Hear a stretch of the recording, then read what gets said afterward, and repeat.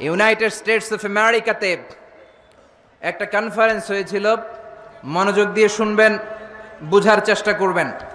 Washington ডিসিতে একটা conference হয়েছে, শুনতেছেন? জি ইনশাআল্লাহ। মনোযোগ আছে তো?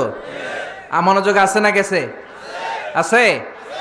ইউনাইটেড স্টেটস অফ আমেরিকাতে একটা কনফারেন্স, ওই কনফারেন্সটা হচ্ছে পৃথিবীর যত ধর্মগ্রন্থ আছে সবগুলো ধর্মগ্রন্থের 10 মিনিটের আবৃত্তি শোনানো হবে। কয় মিনিট? 10 মিনিট। চিল্লায় বলেন। 10 মিনিট। ওখানে গিয়েছে শ্রীমত ভগবত গীতা, গিয়েছে বাইবেল, ত্রিপিটক, দশাতীর, বেদ, পুরাণ, রামায়ণ, দীঘানিকায়া, ইয়াহভিস, সেকারডেটাল, Talmud, Torah, Old Testament, New Testament, Zendavesta এবং আল্লাহর কোরআনও। কোন সুবহানাল্লাহ।